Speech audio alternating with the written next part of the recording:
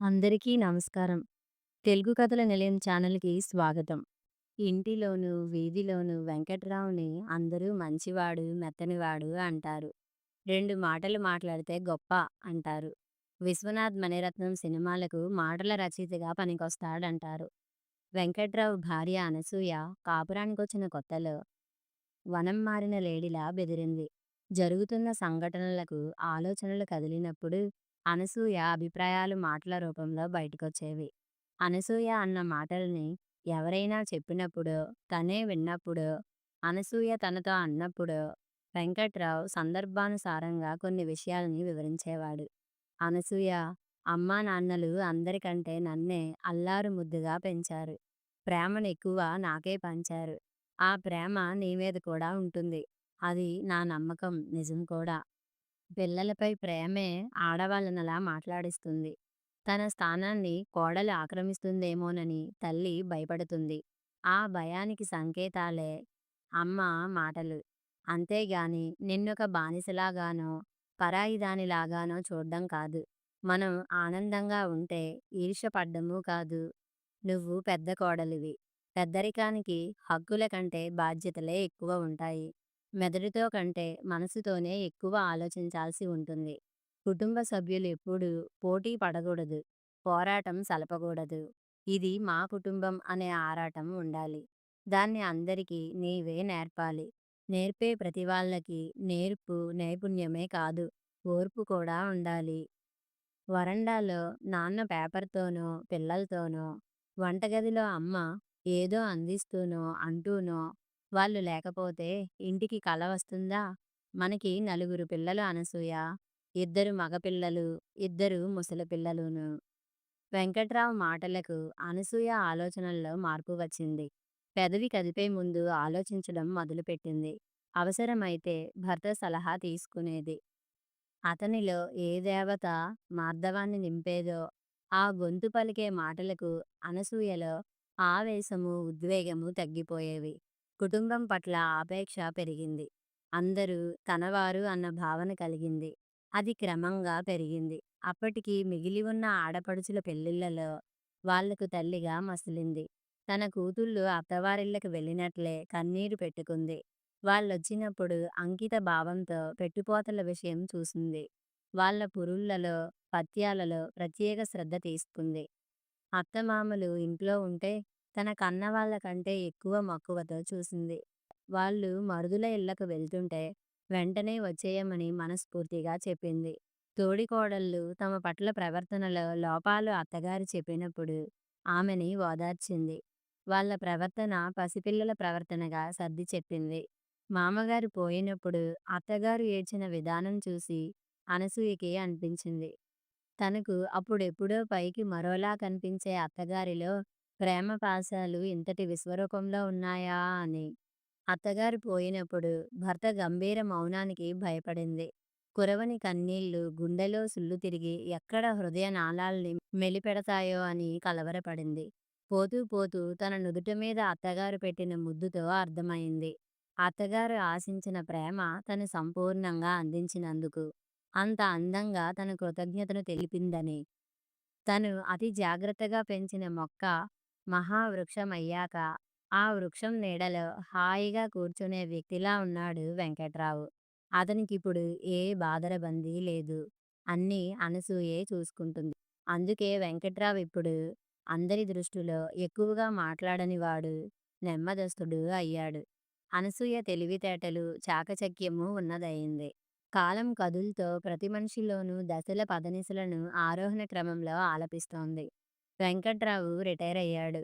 Retire అయ్యే ముందు పెద్ద కొడుకు సాగర్‌కి, అయ్యాక చిన్న కొడుకు విజయ్‌కి ఉద్యోగాలొచ్చాయి. ఉద్యోగాలు రావడంలో శ్రమంతా కొడుకులదే. అవి ఒకే ఊళ్ళో రావడంలో మాత్రం వెంకట్రావు కృషి ఉంది.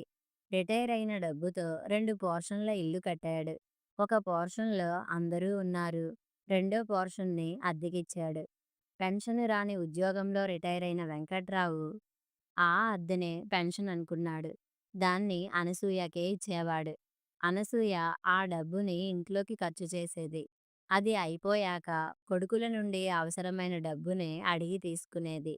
వాళ్ళ జీతాల లెక్కలు, ఖర్చులు అనసూయ గాని, వెంకట్రావు గాని అడిగేవారు కాదు. ఉద్యోగాలొచ్చిన కొత్తలో జీతాలు చేతుల్లో పెడితే అందుకుని తిరిగి వాళ్ళకే ఇచ్చేవారు. ఆ తర్వాత లెక్కలు చెప్పబోతుంటే వారించేవారు. మాకు అందించాల్సింది మీ ప్రేమని, జీతాల్ని కాదు. ఇంటి అవసరాలు మీకు తెలుసు. అవసరమైనంత అడుగుతాను. ఇవ్వండి చాలు. మా అమ్మాయిని మీ అబ్బాయికి ఇవ్వడానికి అడగడానికొచ్చాం అని ఎవరో వచ్చే వరకు కొడుకులకి పెళ్ళీడు వచ్చిందని అనుకోలేదు. కొడుకుల్నింకా పసివాళ్ళుగానే లాలించేవారింతవరకు. పెద్ద కొడుకు సాగర్‌కి సంబంధం కుదిర్చారు. ఒక అమ్మాయి అనసూయకి నచ్చింది. ఆ అమ్మాయే వెంకట్రావుకి నచ్చింది. ఆ అమ్మాయినే చేసేద్దామంది అనసూయ. జీవితాంతం కలిసి కాపురం చేయాల్సింది కొడుకు కాబట్టి కొడుకుని అడిగి చేద్దామన్నాడు వెంకట్రావు. మన ఇష్టమే వాడి ఇష్టం అంటాడు చూడండి అంది అనసూయ. అవుననుకో, కానీ అడగాల్సిన బాధ్యత మనకుంది కదా అని అన్నాడు వెంకట్రావు. సాగర్‌తో ఈ అమ్మాయి మాకు నచ్చింది అన్నారు. కొడుకు అభిప్రాయం అడిగారు. తనకు నచ్చింది అన్నాడు సాగర్. అయితే ముహూర్తాలు పెట్టేసుకుందామని కబురు చేసేద్దాం అన్నాడు వెంకట్రావు. కానీ సాగర్ వద్దన్నాడు. వెంకట్రావు, అనసూయ ఆశ్చర్యంగా అడిగారు ఎందుకని? ఈ అమ్మాయి బాగుంది. నాకు నచ్చింది. పెళ్లి చేసుకుంటాను. కానీ మరో 2, 3 సంబంధాలు కూడా చూడండి. ఈ అమ్మాయికున్న అర్హతలన్నీ ఉండి, అదనంగా ఆస్తిపాస్తులు అధికంగా ఉండే అమ్మాయి దొరికితే ఆ అమ్మాయిని చేసుకుంటాను. దొరక్కపోతే ఈ అమ్మాయిని చేసుకుంటాను. అలా మాట్లాడుతున్న పెద్ద కొడుకు వైపు కళ్ళింత చేసుకొని చూస్తూ ఉండిపోయారు చాలాసేపు అనసూయ, వెంకట్రావులు. సాగర్ చెప్పిన లక్షణాలు ఉన్న అమ్మాయి దొరికింది. ఆ అమ్మాయే వాళ్ళింటి పెద్ద కోడలయ్యింది. ఆ మరు సంవత్సరంలో చిన్నబ్బాయి విజయ్‌కి సంబంధాలు చూడ్డం మొదలుపెట్టారు. ముందుగా విజయ్‌కి ఎలాంటి అమ్మాయి కావాలని అడిగారు. నాకు ఎలాంటి అమ్మాయైతే బాగుంటుందని మీరనుకుంటున్నారో ఆ అమ్మాయినే చేయండి. అయితే మీరు సంతృప్తి పడ్డంలో మాత్రం రాజీ పడకండి అన్నాడు. చిన్న కొడుకు అలా ఎందుకన్నాడో అర్థం చేసుకున్నారు అనసూయ, వెంకట్రావులు. పెద్ద కోడలు అప్పుడప్పుడు ప్రవర్తించిన విధానం, అన్న మాటలు ఆ ఇంట్లో చిన్న చిన్న దుమారాల్ని రేపింది. ఆ సందర్భాల్లో రెచ్చిపోయిన విజయ్‌ని వారించేది అనసూయ. వదిన తల్లిలాంటిది. నాకు గౌరవం ఇచ్చినంత మాత్రానే నువ్వు మంచి కొడుకువి అయిపోవు. వదినను నాలాగే చూడాలి. కొత్త ప్రదేశం, కొత్త మనుష్యులం. అత్తింట్లో అడుగుపెట్టిన ఆడపిల్లల్లో కలిగే అలజడికి ప్రతిరూపమే వదిన ప్రవర్తన. నీ కంటికి మంచిదానిలా కనిపించే మీ అమ్మ కూడా కొత్తలో అత్తారింట్లో ఆ అలజడికి గురయింది. తికమక పడిపోయి తొందరపడింది. పరిస్థితులు, మనస్తత్వాలు అర్థమైతే వదిన నాకంటే మంచిదవుతుంది. ఆ సంవత్సరంలో విజయ్‌కి కూడా పెళ్లి చేసేశారు. ఆ ఇల్లు ఇప్పుడు సంపూర్ణంగా కనిపించింది అనసూయ, వెంకట్రావులకి. మనుమలు, మనుమరాళ్ళు కూడా వచ్చాకే ఇంటికి అసలైన ఆనందం వెల్లివిరుస్తుంది అని అనిపించింది మళ్ళీ వాళ్ళకి. ఆ రోజు కోసమే వాళ్ళిద్దరూ ఎదురుచూస్తున్నారు. కానీ ఆ రోజు రానేలేదు. అకస్మాత్తుగా ఊహించని రోజొకటి వచ్చి పడిపోయింది.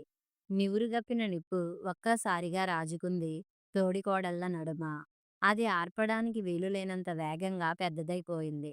అంత పెద్దదైపోవడానికి కారణం ఆ అగ్నికి ఆజ్యం పోసుకున్నారు అన్నదమ్ములిద్దరూ అనవసరంగా, అనాలోచితంగా. అదుపు తప్పిన అగ్నినార్పడానికి ప్రయత్నిస్తే ఒళ్ళు కాలుతుంది. అనసూయ, వెంకట్రావులు అదే చేశారు. వాళ్ళకి ఒళ్ళు కాలలేదు గాని మనసు కాలిపోయింది. జరిగిన విషయాల్ని కూలంకషంగా చర్చిస్తే కొన్ని విషయాల్లో ఒక జంటకి, మరికొన్ని విషయాల్లో రెండో జంటకి చెడ్డవాళ్ళైపోయారు. అందరికందరూ చెడ్డవాళ్ళైపోయారు. ఎవరినీ చెడ్డవాళ్ళు అనుకోనిది అనసూయ, వెంకట్రావులే. కానీ అది అక్కడితో ఆగింది కాదు. 2 నెలల కాలంలో అన్నదమ్ములిద్దరూ ఒకరికి తెలియకుండా మరొకరు ప్రయత్నించుకున్నారు. 2 రోజుల తేడాతో తనకి ట్రాన్స్‌ఫర్ అయిందని, భార్యతో వెళ్ళిపోతున్నానని ఇద్దరూ విడివిడిగా తల్లిదండ్రులకు చెప్పారు. ఒకరి విషయం ఒకరికి తెలిసి ఒకళ్ళ వైపు ఒకరు చూసుకున్నారు ఆశ్చర్యంగా. వెళ్ళిపోయేవాడినని చెప్తే నేనిక్కడే ఉండిపోయేవాడినిగా పీడ వదిలిందని. నువ్వే చెప్పలేకపోయావా గబ్బు పోతుందని హాయిగా ఇక్కడే ఉండేవాణ్ణి. పెళ్ళాం చోట వెధవవి. ఒక్క మాట చెప్పి ఏడవలేకపోయావా? చచ్చు సన్నాసివి. నీకు చెప్పేదేమిట్రా? చెప్తే నాకంటే ముందు వెళ్ళిపోయి ఒక్కడివే పెళ్ళాంతో కులుకుదామనుకున్నావా? ఇప్పుడేం చేద్దాం అయితే అమ్మానాన్నల్ని? వాళ్ళని తీసుకెళ్ళిపోదాం. నువ్వు తీసుకెళ్ళు పెద్దవాడివిగా. నాది నీలా కాళ్ళూపుకొని కూర్చునే ఉద్యోగం కాదు. అందుకే నీకు సాయంగా ఉంటారు. నువ్వే తీసుకెళ్ళు. చిన్నవాడివైనా చాలా తెలివితేటలు నేర్చావు. నీకు ఉద్యోగం రాకముందు నేను ముగ్గురిని పోషించాను. అందుచేత నువ్వే తీసుకెళ్ళు. ముందు నీకు పెళ్ళయింది. నీ పెళ్ళాం తిన్న దాంట్లో నా జీతమూ కలిసింది. ఆ మాత్రం లెక్కలు నాకూ వచ్చు. నా చదువులకి అయిన ఖర్చు కంటే నీ చదువులకే ఎక్కువ ఖర్చయింది. నాకు మొదటి ఇంటర్వ్యూలోనే ఉద్యోగం వచ్చింది. నీవి మొత్తం 10 ఇంటర్వ్యూలు. ఎంత ఖర్చయిందో లెక్కలు వేసుకో. 4 ఇంటర్వ్యూలకి ఖర్చులకి నేనే కదా ఇచ్చాను. మర్చిపోయావా? నువ్వు నాకంటే 4 ఏళ్ల ముందు పుట్టావు. ఆ 4 ఏళ్లకి ఎంతవుతుంది ఖర్చు? పెద్ద కొడుక్కే జరిగినట్లు చిన్నవాడికి జరుగుతుందా? లెక్కలేస్తే చాలా వస్తాయి. ఏదైనా పెడితే అమ్మ అన్నయ్యకో, నాన్న తమ్ముడికో అని అడిగే అన్నదమ్ములిద్దరూ అలా మాట్లాడుకుంటుంటే తెల్లబోయి చూస్తూ ఉండిపోయారు అనసూయ, వెంకట్రావులు. ఏం చేద్దామో చెప్పు? నువ్వే చెప్పు. 6 నెలలు నీ దగ్గర, 6 నెలలు నా దగ్గరైతే? అయితే ముందు ఎవరి దగ్గర? నీ దగ్గర. కాదు నీ దగ్గర. పెద్దవాడివి ముందు నీ దగ్గర. ఇప్పుడు నా పరిస్థితి బాగోలేదు. నీ దగ్గరే ముందు. అదేదో అమ్మానాన్నలనే అడుగుదాం. సాగర్, విజయ్ ఇద్దరూ అనసూయ, వెంకట్రావులు ఎదురుగా నిలబడ్డారు. ముందు ఎవరి దగ్గర ఉంటారమ్మా? అన్నయ్య దగ్గర ఉంటారా అమ్మా? తమ్ముడి దగ్గర ఉంటారా అమ్మా? అనసూయ, వెంకట్రావులకు ఏం అనాలో తెలియలేదు. అప్పటికప్పుడే ఆకాశాన్ని మబ్బులు కమ్మేసి, వానగా మొదలై, జడివానై ఊళ్ళకు ఊళ్ళనే ఊడ్చుకుపోయిన దృశ్యాన్ని చూస్తున్న వారిలా ఉండిపోయారు. ముందుగా తేరుకుంది అనసూయ. మీ ప్రశ్నలకు ఏ తల్లిదండ్రులు సమాధానాలు చెప్పలేరురా. కానీ చెప్పక తప్పదు. నాన్న మీరు చెప్పండి. అడగడానికి మీకు వచ్చిన నోరు, సమాధానం చెప్పడానికి నాకు రావడం లేదురా. నోరు రాకపోతే సైగల్లో చెప్పండి. అలా అన్న పెద్ద కొడుకుని చాచిపట్టి కొట్టాలనుకుంది అనసూయ. కానీ అల్లరి చేసిన చిన్నప్పుడే ఆ పని చేయలేదు. చెట్టంత ఎదిగిన వాడిని, కొడుకు నుండి భర్తగా ఎదిగిన వాడిని ఎలా కొట్టగలదు? అంతలో పెద్ద కోడలు భర్తకి సైగ చేసింది రమ్మన్నట్టు. సాగర్ భార్య దగ్గరకు వెళ్ళాడు. ఇద్దరూ గదిలోకి వెళ్ళి కాసేపటికి బయటికి వచ్చారు. అమ్మా, అందరికీ వీలయ్యేదొకటి నేను చెప్తాను. ఏమిటి? ముందు నువ్వే తీసుకెళ్తావా? అలా అడుగుతున్న విజయ్‌ని భార్య పిలిచింది. ఇద్దరూ గదిలోకి వెళ్ళి కాసేపట్లో వచ్చారు. అమ్మా, మా ఆలోచన మారింది. ఏమిట్రా? ఎవరు వెళ్ళడం లేదా? ట్రాన్స్‌ఫర్‌లు క్యాన్సిల్ చేయించుకోవాలనుకుంటున్నారా? ఇప్పటికైనా మించిపోయిందేం లేదురా. తెలిసిన వాళ్ళతో చెప్పి ఎలాగో ఆపు చేయిస్తాను. తల్లిదండ్రులను దైవాలుగా చూస్తారు కొంతమంది కొడుకులు. కానీ అలా అడిగిన తల్లిదండ్రులను వెర్రివాళ్లుగా చూశారు ఆ కొడుకులు. 6 నెలల చొప్పున మిమ్మల్ని మా దగ్గర ఉంచుకోవడంలో అర్థం లేదు. మీ ఇద్దరినీ చూసుకోవాల్సిన బాధ్యత మా ఇద్దరికీ ఉంది. అందుకే మీరిద్దరూ ఎప్పుడూ మా దగ్గరే ఉండాలి. విజయ్ చెప్తున్న మాటలు తల్లిదండ్రులకి సరిగా అర్థం కావడం లేదని అర్థమైంది సాగర్‌కు. అందుకే తమ్ముణ్ణి ఆగమన్నాడు. తమ్ముడికి చెప్పడం రావట్లేదని విసుక్కున్నాడు. అమ్మా, మాకు మీ ఇద్దరూ కావాలి. మిమ్మల్నిద్దరినీ విడిచి మేమెప్పుడైనా ఉన్నామా? మా ఆవిడకి, మరదలికి ఉన్న తెలివితేటలు తమ్ముడికి నాకు లేకపోయాయి. మీరిద్దరూ సంవత్సరం అంతా మా దగ్గర ఉండాలి. మధ్యలో మళ్ళీ విజయ్ అందుకున్నాడు. అన్నయ్యకి చెప్పడం అసలు రాదన్నాడు. చెప్పడంలో తనే నయమన్నాడు. ఏ నెల నుండి ఏ నెలైనా 6 నెలలు నా దగ్గర, తరువాతి 6 నెలలు అన్నయ్య దగ్గర ఉండాలి. నువ్వు నా దగ్గరుంటే నాన్న వాడి దగ్గర ఉంటారు. 6 నెలలు పూర్తయ్యాక నాన్న నా దగ్గరికొస్తారు. నువ్వు వాడి దగ్గరికెళ్తావు. ఒక కెరటం విరిగి పడినట్లయింది అనసూయ, వెంకట్రావులకి. ఇద్దరు పసిపిల్లలు కళ్ళ ముందు పెరిగి రాక్షసులై వాళ్ళ గోళ్ళతో గుండెల్ని చీల్చుతున్నట్లనిపించింది. ఏమైందిరా మీ ఇద్దరికీ? మీరిద్దరూ పాలని నా 2 గుండెల్లోంచి పీల్చుకున్నార్రా. అప్పుడే మీకీ తెలివుంటే చెరో గుండెని పంచుకునేవారేమో కదరా! ఏవండీ చూడండి, మన పిల్లలు మనల్ని పంచుకుంటున్నారు. మనం వీళ్ళని చిన్నప్పుడు అన్నం కలిపి పెట్టడానికి పంచుకున్నామా? పోటీ పడ్డాం కానీ, పక్కలో పడుకోబెట్టుకోడానికి పంచుకున్నామా? ఇద్దరినీ పెనవేసుకున్నాం గానీ, వీళ్ళు బడికో, బయటికో వెళ్ళినప్పుడు కూడా మనిద్దరి కళ్ళల్లోనూ కదలాడలేదు.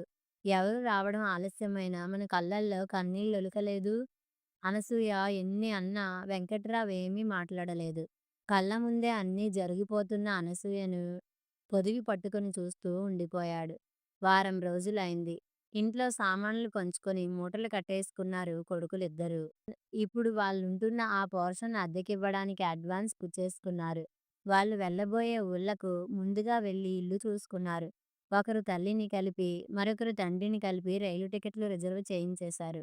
ఈ వారం రోజులు భర్త బలవంతం మీద ఏం తిన్నదో, ఏం తాగిందో, తన భర్తని తనని పంచుకుంటామని కొడుకులు చెప్పిన రోజు హిస్టీరిక్‌గా ఏవేవో మాట్లాడి, కళ్ళు తిరిగి పడిపోయిన తరువాత ముఖం మీద భర్త నీళ్లు జల్లితే స్పృహలోకి వస్తుండగా ఎదురుగా కనిపించిన దృశ్యమే ఆమెకు మళ్ళీ మళ్ళీ కళ్ళల్లో కదలాడుతుంది.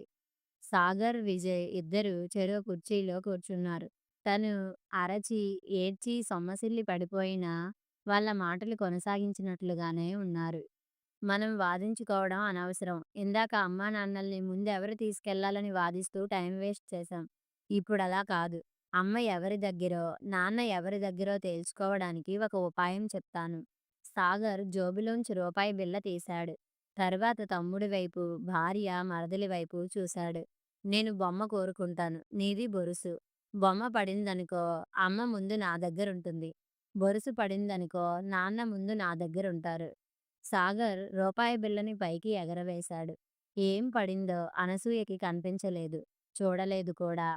పడిన నాణెం వైపు ఉత్సాహంగా పరుగెత్తి వెళ్లి చూసిన కొడుకులు, కోడళ్ళే కనిపించారు. ఇంకా తెల్లవారలేదు. తెల్లవారితే ప్రయాణం. ఆ రాత్రి అనసూయ నిద్రపోలేదు. వెంకట్రావు కళ్ళు మూసుకున్నాడంతే. అనసూయ ఇందాకిందాకే పూర్తిగా తేరుకుంది. తేరుకుని ఆలోచించింది. ఆలోచనల్ని ఒక మార్గంలోకి మళ్లించింది. భర్తను లేపి చెప్పింది. నీకొచ్చిన ఆలోచన నాకూ వచ్చింది. నీకు వస్తుందో లేదో అని ఆగాను. నీకు నచ్చుతుందో లేదో అని అనుమానించాను.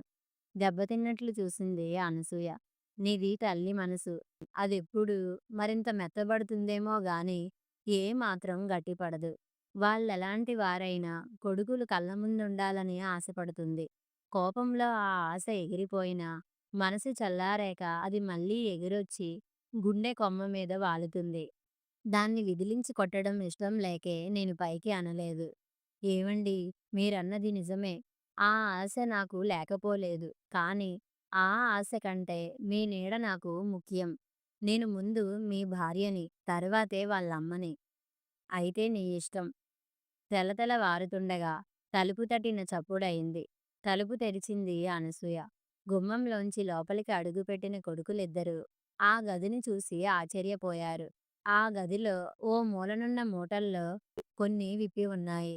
అందులో ఉన్న సామాన్లు కొన్ని విప్పి ఉన్నాయి. అందులో ఉన్న సామాన్లు ఆ గదిలో ఎప్పటిలా సర్దేసి ఉన్నాయి. అనసూయ అప్పటికే స్నానం చేసేసింది. దేవుడికి పూజ కూడా చేసేసింది. వెంకట్రావు చాప మీద గోడకు ఆనుకొని కూర్చొని పేపర్ చదువుకుంటున్నాడు. అమ్మా! ఇదేమిటి? మూటలు విప్పేసి ఉన్నాయేంటి? నేనే విప్పాను. ఆశ్చర్యంగా ఈ గదిలో సామాన్లు ఇక్కడ పెట్టిన మూటల్లోనే ఉన్నాయి. ఇవన్నీ మీ నాన్న సర్దారు. ఎందుకు? మేం మీతో రావడం లేదు. అదేంటమ్మా? అవును. మేమిక్కడే ఉండిపోతున్నాం. సామాన్లు ప్యాక్ చేసేశాం. వ్యాన్లు మాట్లాడేశాం. మా సామాన్లు ఇక్కడే ఉన్నాయి. పంచుకున్న సామాన్లు పట్టుకుపోండిరా. సామాన్లు వ్యాన్లు నిండిపోయేంతగా లేవుగా. ఈ గదిలో ఉన్న సామాన్లలో ఏవైనా అవసరమైతే పట్టుకెళ్ళండి కాదనం. మరి రైలు టికెట్లు రిజర్వేషన్ చేసేశాం కదా! మా ఇద్దరి టికెట్లు రద్దు చేసేయండి. నష్టం డబ్బు రూపంలో కొద్దిగా ఉన్నా రద్దు చేసుకునే వీలున్న ప్రయాణంరా ఇది. కానీ మేమిప్పుడు ఆగిపోతుంది ఎవరూ రద్దు చేసుకోలేని చివరి ప్రయాణంలో మీ నాన్నను నేను కళ్ళెదుట చూసుకోవడానికి, చివరి వీడ్కోలు తీసుకోవడానికి. మా దగ్గర ఉంటే మీకెలాంటి లోటు ఉండదనే కదమ్మా మిమ్మల్ని రమ్మంటుంది. కొడుకులకు తల్లిదండ్రులిద్దరినీ తమ వద్ద ఉంచుకోవాలనుకుంటారు. కానీ మీలో మీరు పోట్లాడుకుని, మీరు విడిపోతూ మమ్మల్ని వేరు చేయాలనుకుంటున్నారు. పురిటికి భార్యలు కన్నవాళ్ళిళ్ళకు వెళితే వారానికో మారు పరిగెత్తిన మీరు, సెలవులు లేక ముందుగా భార్యల్ని అత్తగారింటికి పంపి, పండగిప్పుడొస్తుందా అని ఉవ్విళ్ళూరిన మీరు, అమ్మానాన్నలు బతికినన్నాళ్ళు ఎలా విడివిడిగా ఉండగలరని ఆలోచించండిరా. కలిసి బతికిన ప్రతి సంవత్సరము బంధం మరింతగా పెనవేసుకుంటుందని అర్థం చేసుకోండిరా. విడిగా బతకడం మాకు వీలయ్యే పని కాదు. ఇంతలోనే చాలా ఆలోచించేసుకున్నారు. మీ ఆలోచనలు మీవే గాని మా ఆలోచనలు అర్థం చేసుకోరా? అర్థం చేసుకున్నాంరా. మా ఇద్దరిని మీ ఇద్దరి దగ్గర విడివిడిగా ఉండమంటున్నదెందుకో మాకు అర్థమయిందిరా. నాన్న బయటి పనులు చూసుకుంటే కొడుక్కి సులువు. వరండాలో కాపలా కుక్క అక్కర్లేదు కూడా. తల్లి ఇంటి పని చేస్తే కోడలికి సులువు. పనిమనిషి కూడా అక్కర్లేదు. 6 నెలలు భార్యాభర్తలిద్దరూ సుఖపడ్డమో, ఇద్దరూ ఇబ్బంది పడ్డమో కంటే 6 నెలలకొకరు సుఖపడ్డం మంచిది కదా అన్నది మీ ఆలోచన కాదంటారా? డీప్‌గా ఆలోచిస్తే ప్రతి నిర్ణయానికి వంక వెదగొచ్చమ్మా. మమ్మల్ని పోషించాల్సిన బాధ్యత మీకుంది.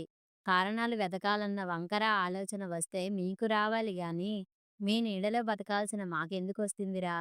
తప్పించుకోవాలనుకునే వాళ్ళు కొడుకులు. తప్పించుకోలేని వాళ్ళు తల్లిదండ్రులు. ఇప్పుడు మీరు చేస్తుంది తప్పించుకోవడం కాదా? అవునురా! మాది తప్పించుకోవడమే. బంధాలు తెంచుకొని తలుపుల్లోనే కలుపుకోవాలన్న పరిస్థితిని తప్పించుకోవాలనే నేనిలా మాట్లాడుతుంది.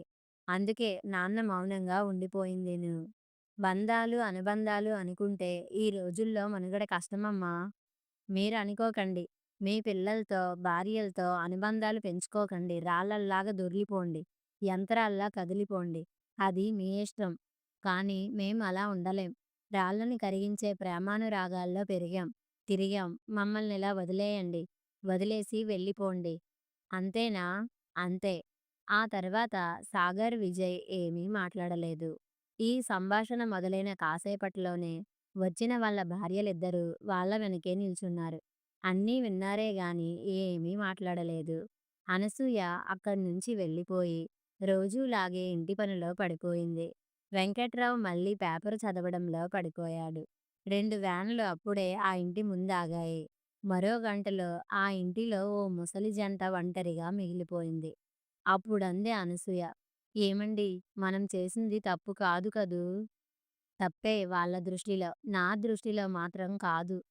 మీకు బాధగా లేదూ? ఎందుకుండదు? వాళ్ళు కన్నవాళ్ళు కదా! విదిలించుకొని మరీ వెళ్ళిపోయారు కదా! ఒక రైల్వే స్టేషన్‌లో ఎదురెదురు ఊళ్ళ నుండి వచ్చిన 2 రైళ్లు ఆగుతాయి. ఒక రైల్లో ఒక ముసలాయన ఉంటాడు. రెండో రైల్లో ఒక ముసలామె ఉంటుంది. వాళ్ళలా 6 నెలలకోసారి అవే రైళ్లు ఎక్కుతారు. అదే స్టేషన్‌లో ఆ 2 రైళ్లు ఎదురవుతాయి. ఆ ముసలాళ్ళిద్దరూ 40 ఏళ్లు కాపురం చేసిన భార్యాభర్తలే. అనసూయ ఆగితే వెంకట్రావు అందుకున్నాడు. ఆగిన ఆ 2 రైళ్లలోంచి ఇద్దరు దిగుతారు. ఒకరినొకరు వెతుక్కుంటారు. తీరా ఎదురుపడ్డాక గొంతు గుండెలో ఎక్కడో చిక్కుపోయి ఏమీ మాట్లాడుకోలేరు. వెంకట్రావు ఆగిపోయాడు. అనసూయ మాట్లాడింది. అతి కష్టం మీద గొంతు పెగిల్చుకొని ఏదో మాట్లాడుకునేంతలో వాళ్ళెక్కిన రైళ్ళల్లో ఒక రైలు కూతపెట్టి కదులుతుంది. 40 ఏళ్ల కాపురాన్ని ప్లాట్‌ఫాం మీద వదిలేసి తడబడే అడుగులతో రైలెక్కి అనసూయ మాట్లాడలేకపోతుంటే వెంకట్రావు మొదలుపెట్టాడు. రైల్లోంచి తల బయటకు పెట్టి చూస్తే అవతల వ్యక్తి మసగ్గా కనిపిస్తే వణికే చేతులతో కళ్ళజోడు తీసి పెట్టుకుని చూడబోతే అనసూయ వణికే పెదవులతో అంది. కళ్ళ నీళ్ళు వాళ్ళకా అవకాశం ఇవ్వదు. ఒక రైలు సాగిపోతుంది. ప్లాట్‌ఫాం మీద ఒంటరిగా మిగిలిపోయిన వ్యక్తి గొణుక్కుంటున్నట్లుగా ఏదో అనుకుంటుంటే అంతలో రెండో రైలు కూత పెడుతుంది. పుట్టెడు దుఃఖంతో సాగని అడుగుల్ని ఉస్సూరని వేసి ఆ రైలెక్కక తప్పదు. వెంకట్రావు గొంతు పూడుకుపోతున్నా మాట్లాడాడు. ఒక్కోసారి ఆ రైళ్ళలో ఏదో రైలు ఆ స్టేషన్‌కి టైంకి రాదు. మన్నాడు ఆ తర్వాత రోజు రైళ్లు 2 మళ్ళీ ఆ ప్లాట్‌ఫాం మీద కలుసుకుంటాయి. కానీ ఆ వృద్ధ దంపతులు మళ్ళీ అలా కలుసుకునేది మరో 6 నెలల తర్వాతో, ఆ 6 నెలల తర్వాతొచ్చే 6 నెలలకో. అప్పటికి అనసూయ భోరున ఏడ్చేసి వెంకట్రావు గుండెల మీద పడిపోయింది. వెంకట్రావు అన్యాయంగా ఆమె వీపు నిమురుతూ అన్నాడు. అంత భయంకరమైన సంఘటన మన కళ్ళల్లో కదలాడుతున్నదంటే మనకి కొడుకుల కంటే నేనంటే నీకే, నువ్వంటే నాకే ఎక్కువ ప్రేమ, నమ్మకం అని అర్థం. వాళ్ళు వెళ్ళిపోయారన్న బాధ కంటే మనం విడిపోలేదన్న ఆనందమే ఎక్కువైనప్పుడు ఎందుకు అనసూయ నువ్వింకా దిగులుగా ఉంటావు? లే, ఈ జీవితం మనది. మనమే అనుభవిద్దాం. అప్పుడు కొద్దిగా తేరుకుంది అనసూయ. పాల ప్యాకెట్టు తీసుకురావడానికి వెళ్తాను. ఈలోగా టిఫిన్‌కి ఏర్పాటు చెయ్యి. ఆకలిగా ఉంది. వచ్చేప్పుడు లేత వంకాయలు చిన్నవి తీసుకురండి. మీకిష్టమైన మువ్వంకాయ కూర వండుతాను. కథ సమాప్తం.